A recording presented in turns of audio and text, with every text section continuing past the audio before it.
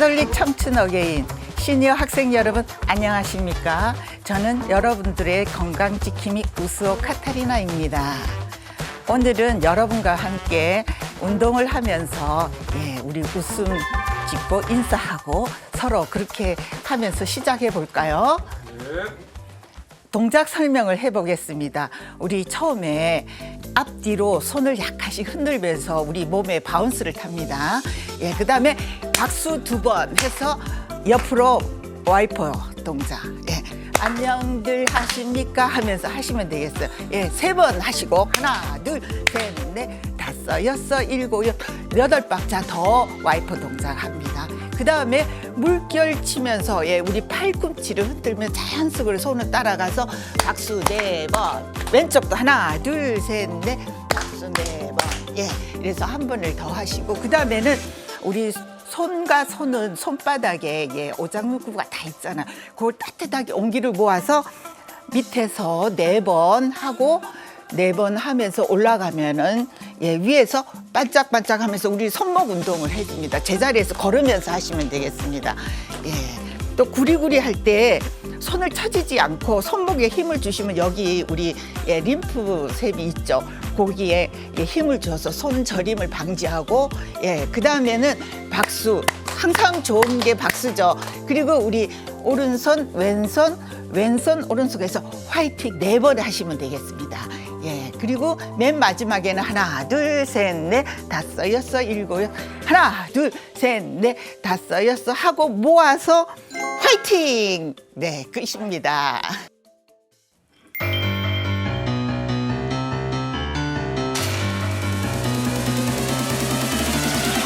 자, 앞에 바라보시고, 자, 옆에도 바라보시고, 안녕하세요. 옆에도 안녕하세요. 뒤에 친구들도 안녕하세요. 우리 서로. 박수! 안녕들 하십니까? 안녕들 하세요. 그동안 여러분 안녕들 하십니까? 오른손 시끄러운 세상살이 왼손 어지러운 세상살이 머리 시진하신 건 아니겠죠?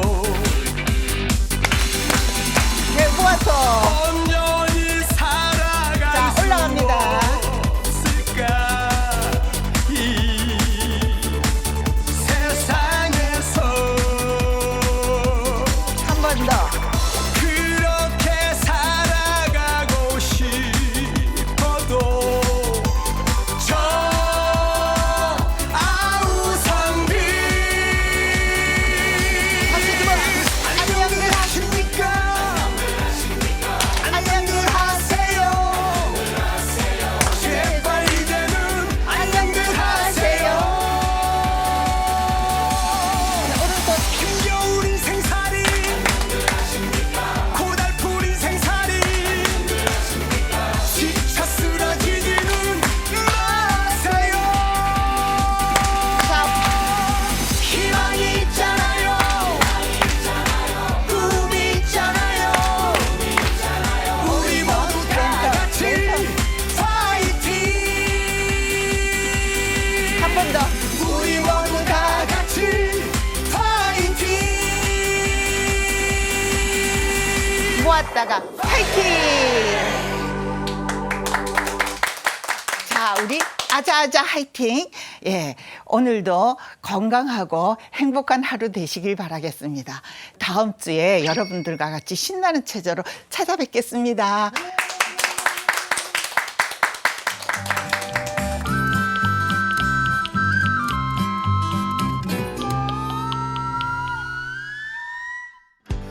이렇게 신나게 가톨릭 청춘 어게인에서 율동을 하고 가면 이 노래소리가 계속 이 가사가 머리에 이렇게 남는 것 같아요.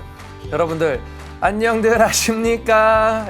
저는 천주교 서울대교구 사목국 노인사목팀의 양경모 대건 안드레아 신부입니다. 반갑습니다. 안녕들 하세요. 저는요, 이혜경 에스텔인데요.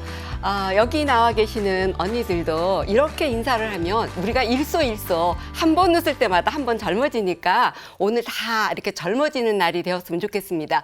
자, 5분의 언니들이 나오셨는데 어디서 오셨는지 궁금합니다. 소개 좀 부탁드릴까요? 안녕하세요. 저는 둔천동 성당 시니어 아카데미에서 온 이경순 베로니카라고 합니다. 네, 반갑습니다. 둔천동 성당에서 오셨군요. 우리가 이렇게 힘들게 요즘 무더위를 이겨내고 있는데요. 이럴 때일수록 건강에 굉장히 조심을 해야 될 것 같아요. 오늘 건강에 대한 그 좋은 프로그램을 갖고 계신 선생님이 오셨다고 하는데 어떤 분이 오셨는지 우리 한번 불러볼까요? 하나, 둘, 셋. 선생님!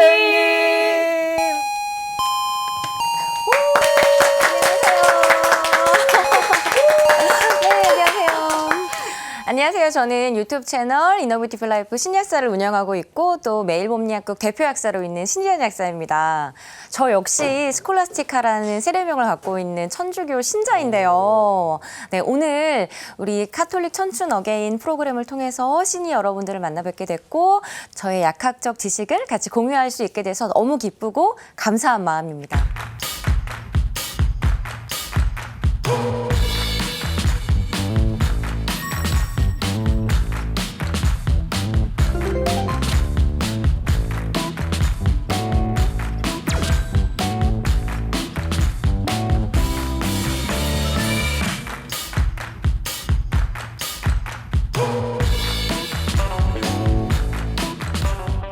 그럼 강의에 앞서서 제가 여러분들께 질문을 하나 하고 시작을 하려고 하는데요. 자, 내가 지금 먹고 있는 약, 현재 어떤 것들이 있을까요?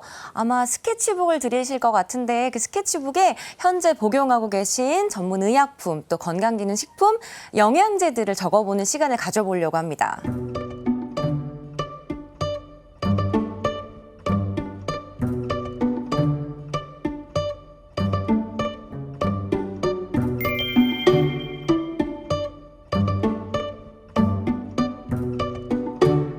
하나, 둘, 셋 하면 들어주시겠어요? 네. 하나, 둘, 셋! 짠! 저용량 아스피린도 드시고 비타민C는 뭐 원래 많이 드시죠. 그리고 네. 혈압약, 글루코사민 신분이 많이 드시네요. 저는 홍삼, 네. 종합 비타민, 그 밀크 시슬을 최근에 선물 받아서 혹시 예. 약주를 하시는 건 아니실까요? 예, 술은 마시죠.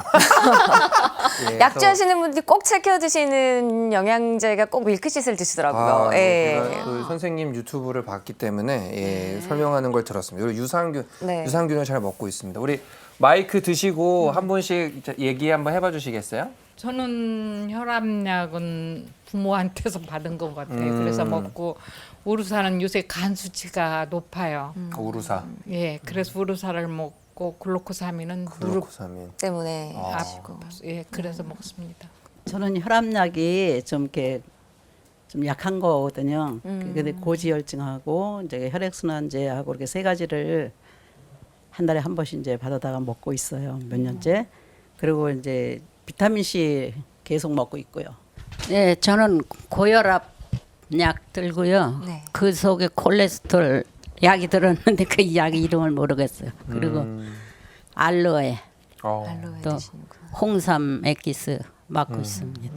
저는 안 썼습니다. 왜냐하면 저는 감기 들고 뭐 할 때만 그냥 병원에 가서 약 처방에다 먹고 약을 전혀 안 네. 드시는군요. 뭐 집에서 비타민 같은 거 그런 것도 안 먹고 아직 그냥 정해놓은 약으로 계속 안 먹고 있습니다. 야, 자, 그러면 오늘 어떤 약들을 드시는지 한번 다 살펴봤는데요. 물론 안 드시고 계신 분들도 있으시지만 이렇게 많이 드시고 계신 분들도 있으시고 전반적으로 우리 시니어 인구들이 약을 드실 때 어떤 종류를 많이 드시는지 한번 보면 우리 통계를 한번 내보면요. 시니어 인구의 8%는 2곳 이상의 병원을 다니신다고 합니다. 또 36%는 5가지 이상의 처방약을 복용하신다고 해요.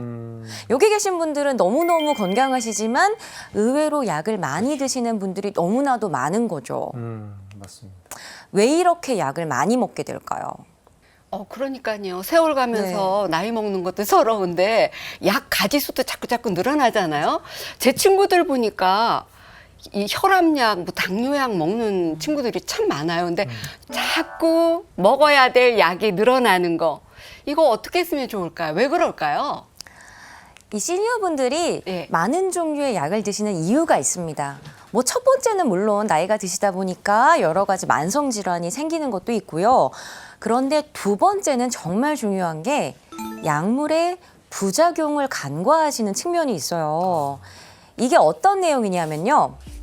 내가 어떤 증상이 생겨서 약물을 처방을 받습니다. 그런데 그 약물에 부작용이 생길 수가 있어요. 그런데 그 부작용을 부작용이라 생각하지 않고 새로운 질병이라고 생각을 하는 덕분에 새로운 약이 또 처방이 됩니다. 그러면 또 그 약에서 다시 새로운 부작용이 생기게 돼요. 또 그 부작용을 완화를 시키기 위해서 또 다른 약물이 또 처방이 되게 되는 악순환이 생기게 됩니다. 자꾸 약이 늘어나게 맞아요. 되네요. 그러면서 약만 계속 늘어나는 거예요. 그리고 이런 악순환에 반복되는 것을 연쇄 처방이라고 합니다. 근데 이제 어떤 드라마나 영화를 보면 이제 재벌가 어떤 이런 데에서는 이런 주치의가 있어서 이렇게 정말 케어를 잘 해주시잖아요. 저도 이 사목 생활을 하다 보면 영혼의 주치의처럼 그렇게 어떤 한 사람의 어떤 영성적인 생활을 돕기 위해서 한 사제나 수도자가 이렇게 지속적으로 도움을 주는 게 이제 필요하다고 주장하는 편인데요. 그런 것처럼 정말 동네의 단골 병원이라던가 동네의 단골 어떤 그 약국을 통해서 이렇게 도움을 받는 건 굉장히 좋지 않을까 생각하는데 어떻게 생각하세요? 그래서 제가 아까 말씀드린 이 연쇄 처방의 악순환의 고리를 끊으려면요. 스스로가 먹고 있는 약 전체를 의사, 약사와 함께 주기적으로 모니터링을 하시는 게 필요합니다. 그래서 그것이 주치의와 주치 약사가 필요한 이유이고요. 그래서 연쇄 처방의 예를 제가 한번 들어볼게요. 항우울제를 복용 중이신 67세 여성이 만성 가려움증으로 이런 분들 되게 많으세요. 어르신들 막 온몸이 가렵다고. 네. 만성 가려움으로 이 가려움증을 완화해주는 항알러지약을 또 장기간 복용하신 분들 되게 많으세요. 자, 그러면 항우울제와 항알러지약은요. 둘 다 부작용으로 변비가 있습니다. 그래서 변비약으로 마그밀이라는 게 처방 굉장히 많이 돼요. 이 마그밀이라는 약은 마그네슘을 포함하고 있고 비교적 순하면서 부작용이 좀 적은 어르신들에게 가장 많이 처방이 되는 처방 약제인데요. 이 마그밀이라는 약도 장기적으로 처방이 되는 거예요. 그래서 혈액에 마그네슘이 너무 많이 올라가 있는 고마그네슘 혈증이 발생할 수가 있습니다. 이 고마그네슘 혈증은요. 저혈압, 구토, 오심, 근력의 감소, 어지러움증 등이 생길 수가 있는데 어지러움증 때문에 또 아이고. 어지러움증 약이 처방이 됩니다. 약이 또 늘었네요. 그렇죠. 그럼 이 여성분은 벌써 항우울증 약 드시죠? 네. 알러지 약 드시죠? 변비 때문에 마그밀 드시죠? 그쵸. 그리고 어지러움증 약 드시죠? 그러니까 막 늘어나는 거예요. 네, 그런데 너무 아이러니한 것은 이 어지러움증 약이 또 변비를 유발할 수가 있어요. 물론 입마름과 같은 것도 또 유발할 수가 있습니다. 와. 그래서 내가 먹는 처방약, 이런 약들이 이렇게나 중요합니다. 그런데 처방약만 중요할까요? 아니죠. 건강기능식품이나 건강식품은 나한테 영향을 미치지 않을까요? 아니 우리가 이렇게 TV 채널을 돌리다 보면 네. 건강에 좋다는 이제 그런 홍보 방송 맞아요. 이렇게 보면은 기가 솔깃해지잖아요. 그래서 저거 먹으면 괜찮을 것 같고 그러다 보니까 요즘 점점 코로나 여파로 인해서 이 면역력 증진에 대한 맞아요. 그 관심이 높아요. 그러다 보면 건강식품, 건강기능식품 뭐 이게 알 듯 모를 듯한 단어들이 많이 나오거든요. 그런데 이런 거를 그냥 꾸준히 우리가 먹어도 되는지 아니면 먹으면서 우리가 복용하고 있는 언니들이 복용하고 있는 약도 계속해서 같이 먹어도 되는지 이게 몹시 궁금하거든요. 그래서 제가 오늘 그 개념 정리를 한번 해드리려고 해요.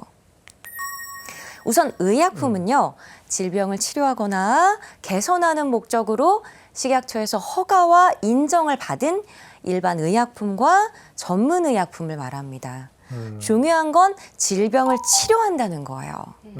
그런데 건강기능식품은요, 치료와 개선보다는 예방과 완화를 목적으로 식약처가 특정 기능을 가진 동시에 안전성이 있다고 인증해준 식품을 말하고 대표적인 게 오메가3와 루테인입니다.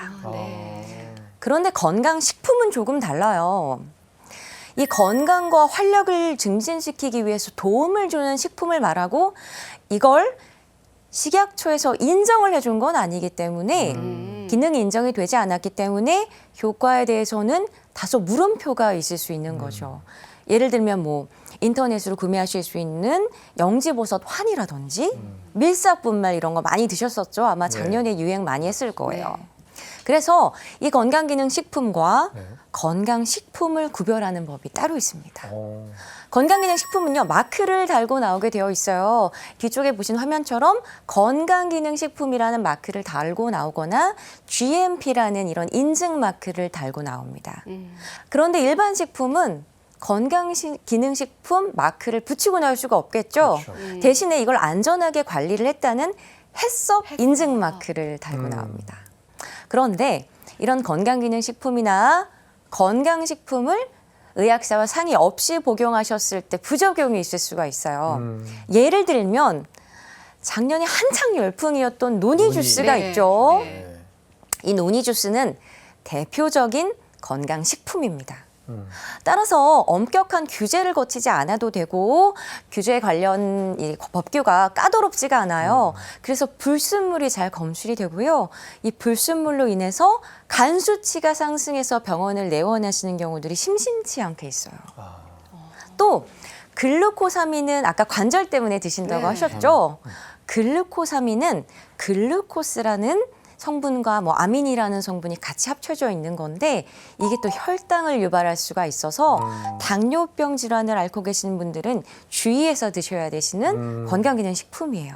또 우리나라 분들이 많이 드시는 가장 많이 드시는 건강기능식품이 홍삼, 인삼인데요. 이 인삼은 혈액을 좀 묽게 만드는 성질이 있어요. 그래서 혈액응고 장애를 겪는 분들이 피해야 될 약재입니다. 이거 많이들 모르세요.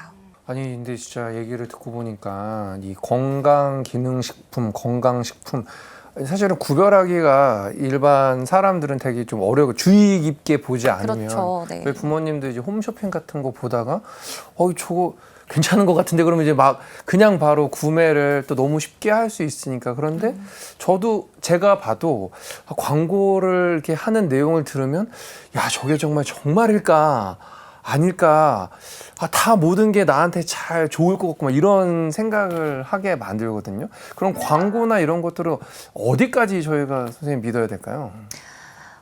그 건강기능식품이나 건강식품에 대해서 TV에서 많이 좀 소개를 하시는데요. 네. 일정한 패턴이 있습니다.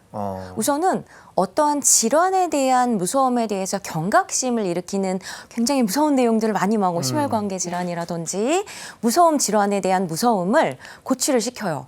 그런 다음에 마치 해법으로 보이는 원물을 소개합니다. 예를 들면 밀싹, 미역귀, 노니, 아르가노일 등등 이런 것들 소개 많이 되었어요. 그 TV를 보고 나면 어느샌가 홈쇼핑과 인터넷으로 제품을 구매할 수 있게 제품들이 막 나와 있어요. 그렇죠? 저도 사실은 밀싹과 논의를 그러신 분들 많으실 거예요. 네. 맞아요. 정말 인기였죠. 네. 그런데 중요한 게 이러한 원물이 효과가 있다고 해서 그 해당 제품도 효과가 있을까요? 우리 인터넷 상세 페이지를 보면요. 이런 문구가 참 많아요. 본 특성은 해당 원물에 해당이 됩니다. 이 말은 뭐냐면요. 이 원물은 이런 좋은 특성을 가지고 있는 것이 맞습니다.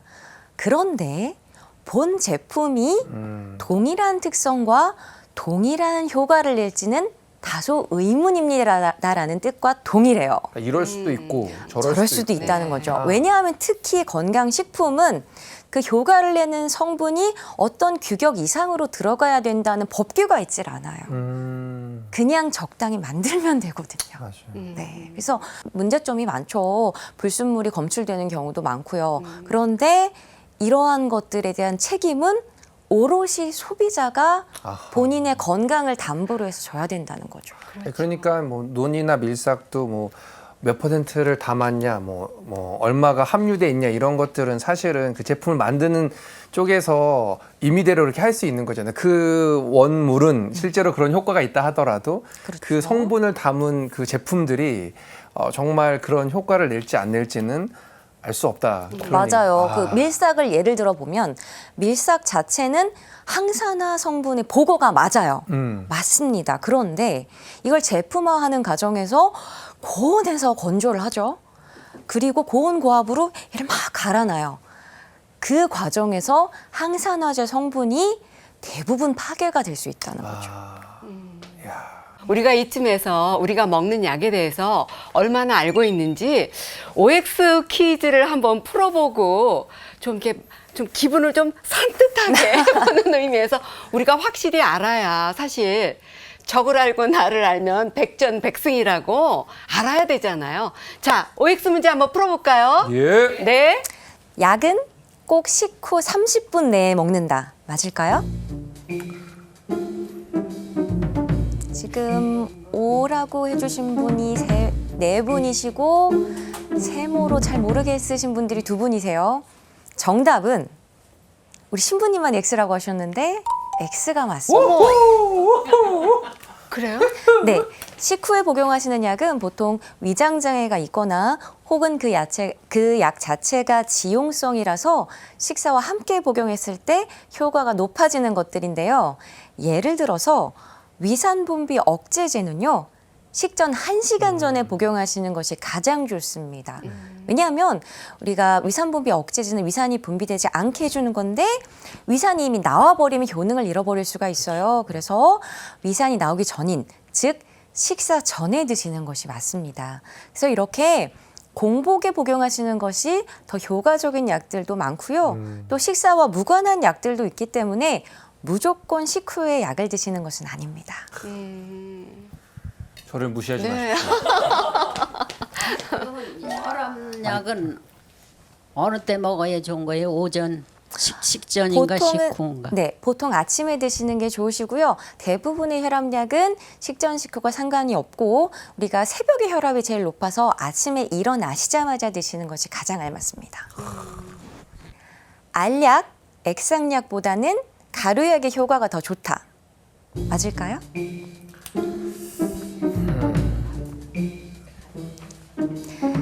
이번에는 X가 4분으로 압도적으로 많으신데요. 네.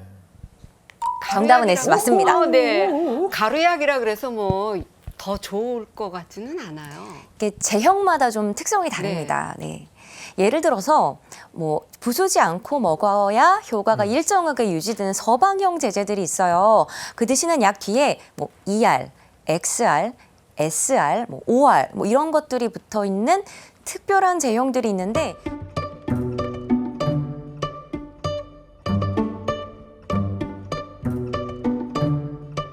이런 서방형 제제는 가루로 애초에 조제를 할 수가 없어요. 그냥 가루로 조제를 해버리면 그 제형이 무너지면서 약물이 한꺼번에 방출이 돼서 약효에 영향을 줄 수가 있거든요. 예를 들어서 제가 아까 말씀드린 것처럼 요새 많이 드시는 백신 맞으시고 많이 드시는 타이레놀. 네. 이 타이레놀도 타이레놀 ER 650ml 서방종이 있습니다. 그 약은 약물이 일정하게 방출되어져 있게 그 특별하게 제형이 설계된 거고요.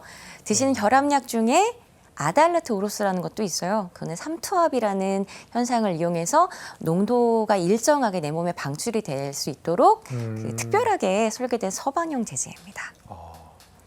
자, 그러면 3번째 문제로 한번 넘어가 볼게요.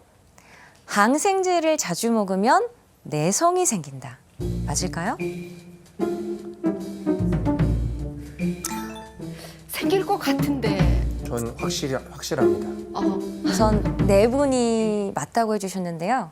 정답은 X. 이럴 수가. 어머, 어떻게 하면 좋아요? 우선 가장 모르시고 계신 게 내성을 환자인 나 자신이 획득하는 게 아닙니다. 내성은요, 균이 그 약에 대한 내성을 획득을 하는 건데 항생제를 자주 먹는 게 중요한 게 아니라 항생제를 먹었다 안 먹었다 하거나 치료 중간에 다 나은 것 같으셔서 임의로 그냥 중단하시는 것이 항생제에 대한 균의 내성을 더욱더 키웁니다. 맞아요. 이 설명을 제가 의사 선생님한테 들었는데 아까 제가 착각을 했어요. 저도 항생제를 일정 기간 먹던 시절이 있었는데 그때 의사 선생님이 그 말씀을 하셨어요. 그래서 임의로 중단하거나 먹다 안 먹다 하면 더 센 항생제를 쓸 수밖에 없으니까 시간 지켜서 잘 먹는 게 중요하다 그렇게 얘기했습니다. 맞습니다. 정확하게 알고 계세요. 네. 그렇기 때문에 필요에 의해 처방된 항생제를 임의로 빼고 먹거나 중단하시는 거 굉장히 위험한 일이에요. 네. 자, 그럼 다음 질문이요. 나이가 들면 아스피린 같은 항혈전제를 비타민처럼 챙겨 먹는 것이 좋다. 맞을까요? 아까 아스피린 드신다고 저는 하셨어요. 그렇게 들었거든요. 이거 참 카더라. 이게 네. 굉장히 무서운 것 같아요. 오늘 확실히 알아야 되겠습니다. 이번에는 반반이세요. 네. 정답은요. 네. 어머, 또 틀렸어. 아스피린은 출혈의 위험을 증가시키기 때문에 물론 60세 이상 심혈관계 질환 고위험군에 한해서 대신 의사의 판단에 의해 복용하시는 것이 안전합니다. 그런데 특히 80세 이상에서는요, 아스피린은 위장 출혈의 위험을 높일 수가 있기 때문에 주의하셔야 돼요. 따라서 이게 좋대 이러고 그냥 약국에 가셔가지고 이거 주세요 해서 드시는 거는 굉장히 위험하고 나의 그 심혈관계 질환에 대한 위험성을 판단을 하셔서 의사에 의해 처방해서 받으시는 게 가장 안전합니다. 저는 아스피린을 계속 먹는 게 아니라 선생님이 이제 제가 오래 먹었거든요. 그랬더니 뭐 며칠 떼어서 먹으라고 그러시더라고. 그래서 뭐 일주일에 한 2번을 먹는다든가 계속은 안 먹고 그렇게 하고 있는데요. 그 주치의 선생님의 처방을 따르시면 돼요. 왜냐하면 이게 혹시 출혈 경향성이 높아진다면 갑자기 그냥 어디 부딪힌 것도 아닌데 멍이 생긴다던가 코피가 안 멈춘다던가 할 수 있어요. 그래서 우리가 치과 가셔서 발치하시기 전에 아스피린을 일주일 동안 끊고 오시라고 하는 게 그런 이유입니다. 아까 네, 오르사처럼 그렇죠. 네. 임의대로 막 적게 드시면 안 되고 의사 선생님이 오래 계속 먹었으니까 이제는 좀 가끔씩 먹는 게 그렇죠. 좋지 그걸 않겠냐. 판단해 주신 거예요. 왜냐하면 심혈관계 질환 그 사망 위험도에 인자가 있으시기 때문에 드시는 것은 맞지만 오래 드셨기 때문에 출혈 위험성을 감안하셔서 주치의 선생님께서 그렇게 드시라고 설명을 해주신 거죠. 자, 그러면요. 지금까지 생각보다 많은 내용을 다뤘죠. 네. 자, 지금까지 제가 강의 드린 내용 중에 이것만은 꼭 기억해 주실 내용이 3가지가 있습니다. 첫 번째는 연쇄 처방의 위험이 있기 때문에 주기적으로 복용하신 모든 약을 주치의와 주치약사에게 알리고 상의하시는 것이 좋습니다. 두 번째는요. 건강기능식품, 건강식품 또한 전문가와 상의하신 후 복용하시는 것이 좋습니다. 마지막으로 약의 복용 방법에 따라서 효과가 달라지기 때문에 복용 방법은 꼭 준수하시는 게 좋아요. 저는 이제 네. 로마에서 유학을 좀 했었었는데 그때 제일 무서운 게 감기였어요. 왜냐면 한번 감기를 앓으면 도서관에 일단은 못 가고 책을 못 보고 공부를 못 하니까 그게 굉장히 큰 스트레스였어요. 그래서 어떻게 했냐면 한국에서 감기약을 엄청 많이 공수를 해서 몸이 조금 안 좋다 싶으면은 감기약 그냥 때려 넣으면서 미리 먹으면 네. 약간 이 비타민처럼 감기약을 먹으면서 이렇게 지냈던 시기가 있었거든요. 지금 생각해보면 되게 바보 같고 무모한 짓이었지만 그때는 막 그렇게라도 해서 감기에 안 걸려요. 왜냐면 까먹는 시간이 너무 많으니까. 근데 저처럼 우리 이 방송을 청취하는 많은 시니어 분들도 이 복용법을 잘 사실은 모르고 어디 다른 사람한테 얘기 듣거나 아니면 그냥 자의적으로 해석해서 막 이렇게 복용을 함부로 하실 수도 있는데 어떤 그런 올바른 복용법에 대해서 좀 얘기해 주실 수 있나요? 네, 맞습니다. 올바른 복용법이 따로 있는데 흔하게 실수하시는 것들이 있어요. 그래서 이 약을 복용하실 때 흔하게 실수하시는 것들이 어떤 것이 있는지 한번 살펴볼게요. 첫 번째, 나눠 먹기입니다. 지인들 간에 약을 그렇게 나눠 드세요. 뭐 감기약 같은 거, 내가 지난번에 이 증상에 요 약을 먹었었는데 너 요 증상인데 나 집에 요 약 있으니까 먹을래? 이렇게 막 주시고 막 하세요. 굉장히 위험합니다. 아. 흔한 감기약만 하더라도요. 감기약 중에 어떤 성분 중 하나는 안압을 높여서 녹내장을 위험하게 한다던가 소변이 잘 안 나오게 한다던가 할 수가 있어요. 그래서 아무리 지인 간 가족 간이라도 약은 나눠 먹지 않습니다. 어머나. 아니, 그건 저도 몰랐어요. 저런 경우가 많은데 네. 그 이제 성지순례 갔다 오신 분 이런 분들이 이제 귀국하기 전에 이제 약이 많이 남잖아요. 그러면 이제 그런 거를 저한테 아유 시민 이거 드세요. 그러니까 지금 굉장히 잘못된 네. 제가 복용법에 의해 네, 저도요 신부님하고 그 성지순례도 갔다 왔어요. 근데 다들 멀미한다, 뭐 소화가 안 된다, 그럼 이 약 먹어, 저 약 먹어, 다 꺼내 갖고 다 나눠 먹게 되거든요. 여행 가면 너도 나도 약 사가지고. 네. 그랬던 적이 있어요. 네, 맞아요. 이렇게 나눠 드시면 안 돼요. 네. 절대 안 된다는 거. 네. 네. 그리고 잘라 먹기. 아하. 유달리 제가 봐도 큰 약들이 있어요. 네. 그래서 이게 복용하시기가 힘드시니까 막 잘라 먹거나 부숴 먹거나 하시는데 제가 아까 설명드린 약 제형 중에 서방형 제제라고 네. 기억나시죠? 이런 제제들은요. 임의로 잘라 드시게 되면 그 제형이 무너지면서 약물이 한꺼번에 방출이 되고 따라서 약효에 영향을 줄 수가 있습니다. 그래서 어떤 약을 혹시 잘라 드시고 싶으시면 네. 약사와 상의를 하시는 게 좋아요. 아니 근데 너무 커서 이게 목에 잘 안 넘어가는 경우가 있잖아요. 맞아요. 그리고 또 이제 그 청소년들은 특히 물을 몇 번씩 마셨는데도 약은 그냥 입안에 있잖아요. 맞아요. 그럴 때는 엄마가 이렇게 잘라주게 되잖아요. 그런데 잘라 드셔도 되는 약도 네. 많기 때문에 미리 상의만 하시면 돼요. 저는 약이 커서가 아니라 약이 비싸요. 근데 그래서 그 약을 네, 같은 성분인데 그 약을 이렇게 5분의 1로 해서 아껴 드시려고. 머리가 난다는 약이 있어요. 그래서 네. 그래서 그 약을 신학생 때 공동 구매를 해서 5분의 1로 잘라서 먹었던 기억이 있습니다. 그렇게 하시는 경우 있는데 그 약은 남성분들은 네. 스스로 쪼개셔도 되는데 네. 혹시 그 약을 여성분이 잘못 만지시면 안 돼요. 아, 기형아를 유발할 수 있는 어머나. 위험, 이게 피부로 흡수가 돼서 기형아를 유발할 수 있는 위험이 있어서 그런 약들은 저희가 조제도 안 해요. 그렇게 굳이 드시고 본인이 굳이 드시겠다고 하면 그냥 통째로 드시지 이걸 이제 잘라 먹기가 힘드시니까 잘라주세요 하시는 맞아요. 분들 있으세요. 절대로 못 잘라줍니다. 맞습니다. 네. 네. 그리고 중단하거나 빼고 먹기. 이거 너무 많이 하시죠. 네. 특히 항생제 경우에 너무너무 많이 하세요. 맞아요. 네. 그런데 아까 말씀드렸다시피 항생제를 임의로 중단하거나 빼고 드시면 균이 내성을 획득할 수 있기 때문에 우리 처방약은요. 필요가 없는데 처방하는 약은 없어요. 그래서 의사 처방하신 대로 꼭 끝까지 드시는 것이 좋습니다. 자, 그리고 용법을 설명한 대로 먹지 않고 편한 대로 드시는 분들이 있어요. 예를 들어서 저희가 막 실컷 설명을 해드렸는데도 집에 가셔서 약은 하루 3번 밥 먹고 먹어야지 이러면서 하루 2번 먹는 약인데도 하루 3번 먹고 다음에 오셔서 약이 모자라다고 막 그러시는 거예요. 당뇨약 중에 어떤 것들은 정말로 위장장애를 일으킬 수 있는 것들도 있고 혹은 당뇨약을 드시고 1시간 이내에 밥을 드시지 않으면 저혈당의 위험이 높아지는 약들이 있어요. 따라서 약은요, 용법 용량대로 드시는 것이 부작용을 최소화하고 효과를 가장 최대화할 수 있는 방법이기 때문에 꼭 지키시는 것이 좋습니다. 네. 마지막으로 약을 많이 처방을 받아서 냉장고에 놓고 두고두고 드시는 분들이 있어요. 예를 들면 나는 두통이 자주 생기니까 이만큼 받아서 필요할 때마다 먹어야지. 근데 이제 너무 오래 두고 먹으면 좋지 않을 것 같으니까 냉장고에 넣으면 꼭 좋을 것 같은 느낌이 드시나 봐요.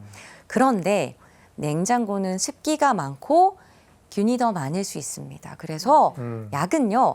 냉장고에 보관하신다고 해서 보관 기간이 더 늘어나지 않아요. 따라서 상온, 즉 25도 정도 되는 상온에 그냥 그늘에 보관하시면 되고요. 또 처방받은 약은 저희가 다 조제를 해서 이렇게 다 까놓은 약이잖아요. 네. 그래서 3개월에서 6개월이 지나면 약의 효과를 100% 보장할 수가 없습니다. 그래서 6개월이 지난 약은 폐의약품 수거함에 그냥 버리시는 게 좋습니다. 영양제도 그래요? 근데 영양제는 보통 이렇게 까서 드시기에 그렇죠. 나와 네. 있잖아요. 네네. 그런 약은 괜찮은데 조제약은 저희가 이미 다 까서 한 포에 만들어 놓잖아요. 그건 이미 공기에 노출됐기 때문에 이미 공기에 노출된 약은 3개월에서 6개월이 맞아요. 네. 예를 들어서 그럼 오메가3도 이렇게 그냥 통에 들어있는 약들 있죠. 네네. 그런 것들 막 그냥 먹다 안 먹다 하다 보면 막 1년도 되고 그러잖아요. 네네. 안 되는 거예요. 아. 네. 여태까지 그냥 저도 그렇죠.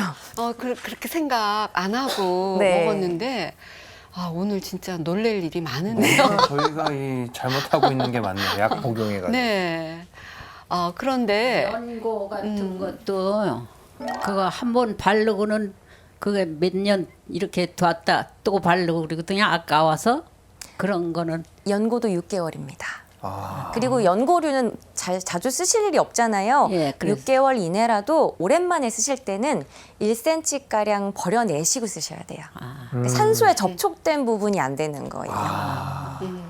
제가 그 혈압약을 먹으면서 그 비타민 C를 먹잖아요. 네. 근데 비타민 C하고 혈압약하고 같이 이렇게 먹을 때가 있어요. 네. 근데 괜찮은지요?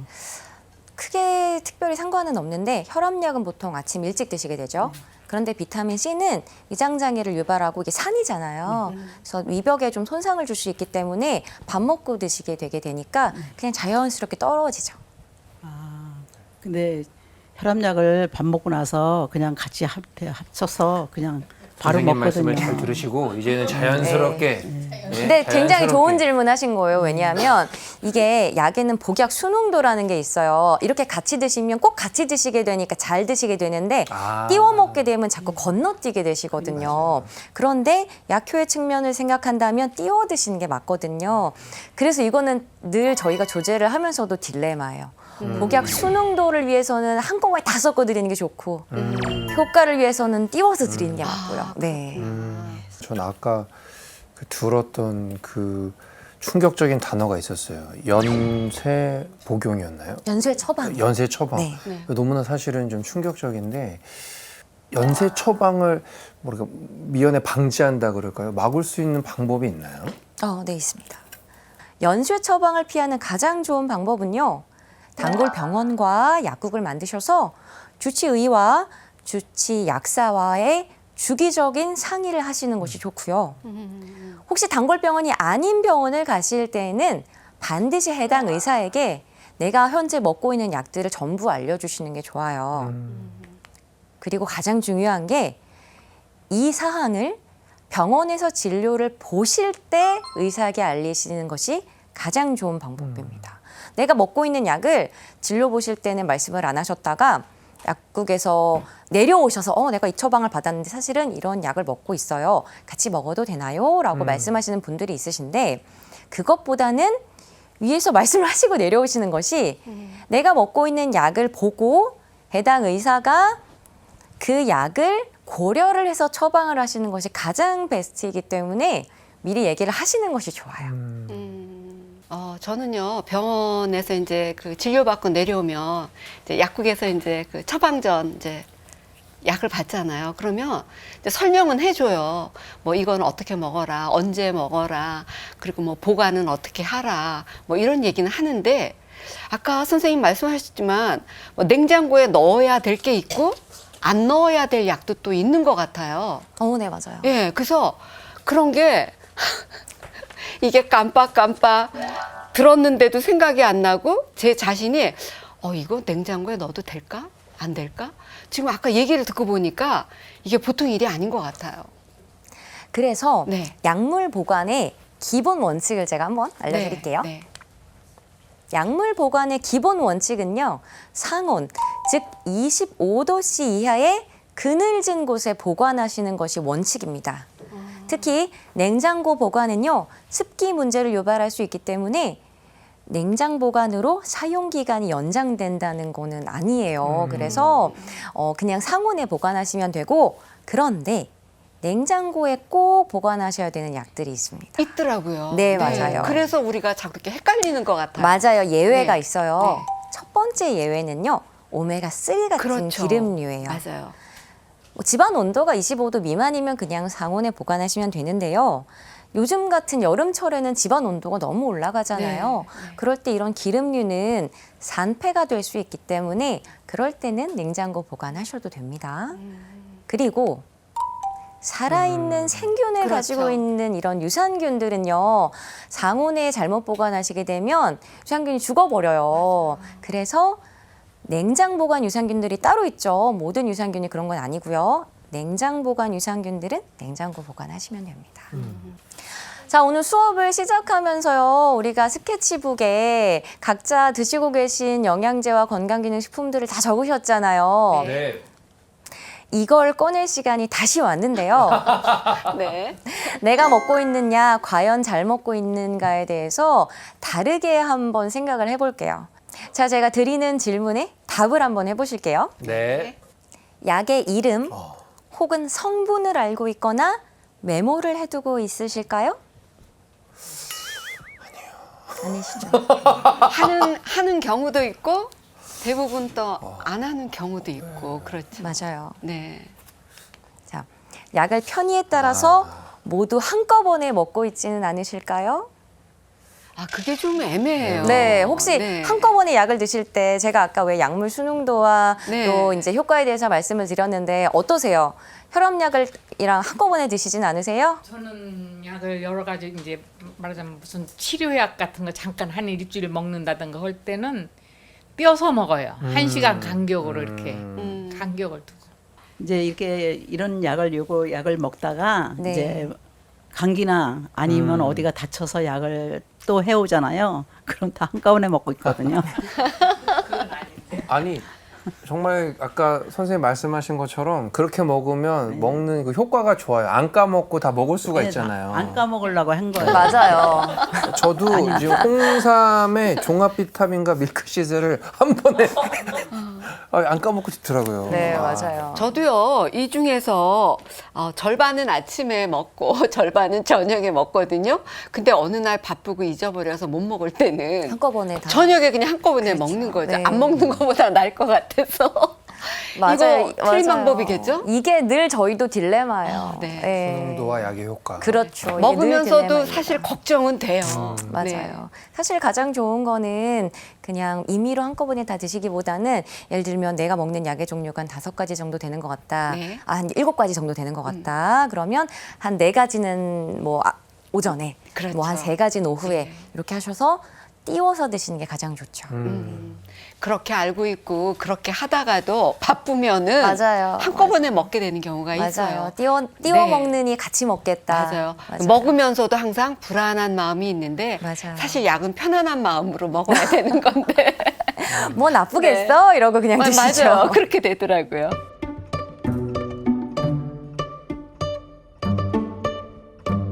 방금 얘기하신 것과 관련이 돼서 이 방송을 보고 계시는 우리 시니어들도 마찬가지시겠지만 이게 자꾸 까먹게 되시니까 이걸 한꺼번에 이렇게 드시는 것 같아요. 이게 안 까먹으려고 하다 보니까. 근데 젊은 뭐 분들이야 요즘에 뭐 어플도 돼 있고 뭐도 돼 있고 알람도 잘 돼 있고 그런데 사실은 시니어들은 이렇게 좀 챙겨 먹기가 좀 어려울 수가 있는데 좋은 방법이 혹시 없을까요, 선생님? 네, 그래서 식약처에서는요, 이 그 노년층의 약물 오남용 실태에 대해서 파악을 하고 어르신 복약 수첩이라는 것을 만들어서 배포를 하고 있습니다. 그래서 이렇게 생겼어요.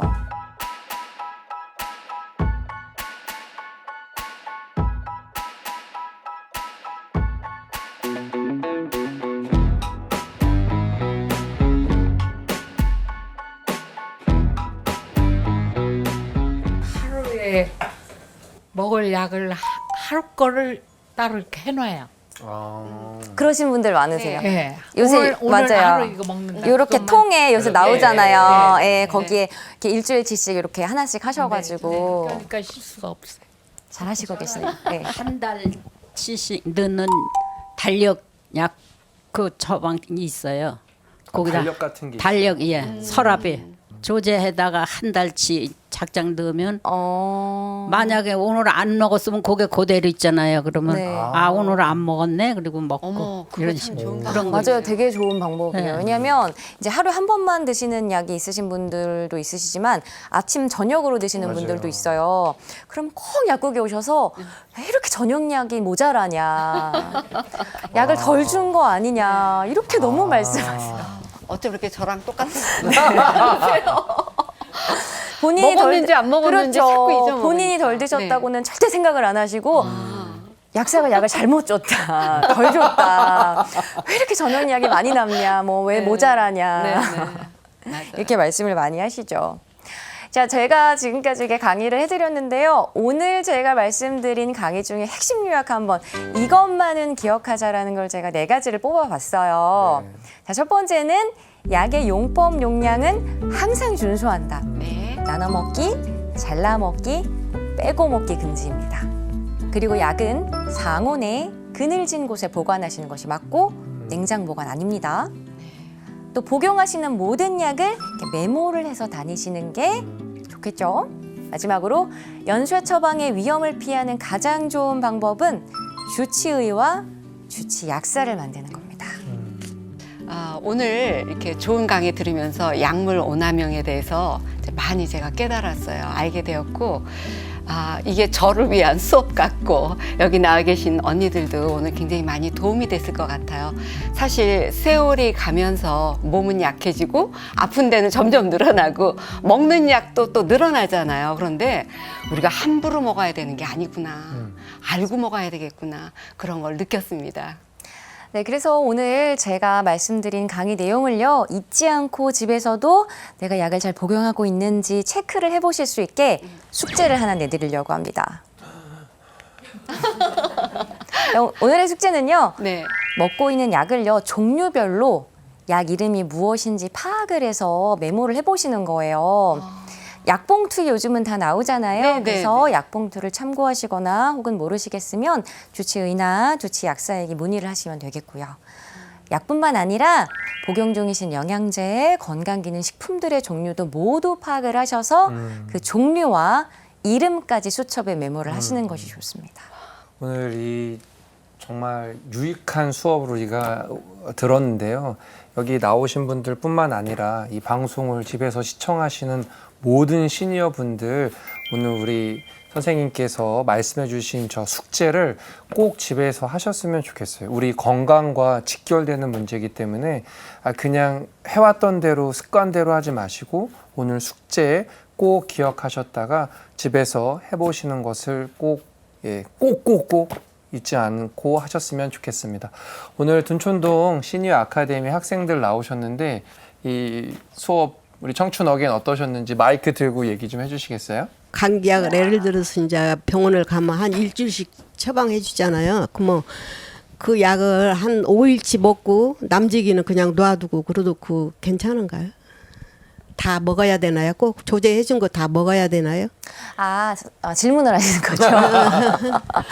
그 병원에서 그 의사 선생님이 말씀하신 대로 하시면 돼요. 예를 들어 일주일 정도는 다 드시는 게 좋습니다 하셨다면은 그 정도 드시면 되는데 중간에라도 혹시 괜찮아지시면 중단을 하셔도 좋습니다라고 얘기를 하셨으면 그렇게 하셔도 되고 그거는 그 당시에 상의를 하시는 거예요. 저는 혈압약에는 먹는 거는 별로 없어요. 그러니까 예, 좋은 소리 많이 들었습니다. 감사합니다. 저도요, 될 수 있으면 약을 안 먹으려고 노력을 하는 편인데, 가장 크게 느꼈던 것은 그 성지순례 해외여행 갔을 적에 캐리어에 아니면 이 여권 가방에 전부 다 끼니 때마다 너나 할 것 없이 한 100여 명, 한 80여 명 갔었어요. 근데 다 꺼내놓는 거예요. 그래서 이렇게 약을 많이 먹어도 될까? 그런 생각을 그때도 했었거든요. 그리고 절대 그런 데서 나눠 먹지 않아야 되겠다. 네, 맞아요. 이거 괜찮으니까 먹어. 그래서 사실 먹은 적도 있거든요. 그래서 약에 대해서 확실히 알고 먹어야 되겠다라는 걸 오늘 깨달았습니다. 저도 나눠 먹는 거를 좀 해봤어요. 제가 감기약을 이제 조제를 해갖고 오는데 이제 선생님이 며칠치 이렇게 3일치 이렇게 해줄게요. 이제 이렇게 하잖아요. 그럼 안 해요. 5일치 해주세요. 이제 우선 3일치만 먹고 네. 이제 2일치는 잘 놔뒀다가 네. 다른 식구들이 이제 감기 들어서 이거 먹어 여기 있으니까 그렇게 되죠. 이거 조제용이니까 괜찮아 이거 이제 주었거든요. 네. 근데 이제 앞으로는 그렇게 하지 않고 약사님 말씀 정말 잘 들었고요. 저는 또 의심이 많은 사람이라서 아무리 좋은 거를 선전을 해도 저는 거기에 눈을 안 돌려요. 의심이만 하고 저거 맞을까 이런 생각을 하기 때문에 네. 그런 걱정은 제가 안 해도 되는데 오늘 약사님이 너무 제가 했던 그 모든 것들이 잘못됐다는 거를 깨닫고 가는 겁니다. 네, 감사합니다. 감사합니다. 참 언니들 대단하세요. 세월이 정말 지혜를 많이 안겨주는 것 같아요. 맞아요. 저도 오늘 우리 시니어 학생분들과 함께하게 돼서 너무 기쁘고 또 뜻깊은 시간이었고요. 또 제가 하느님께 받은 달란트를 이렇게 또 쉐어를 할 수 있게 되어서 너무 기쁘고 감사한 시간이었습니다. 자, 여러분들도 올바른 약 먹기를 통해서 건강하고 행복한 시니어 생활 되시기를 바라겠습니다. 네, 감사합니다.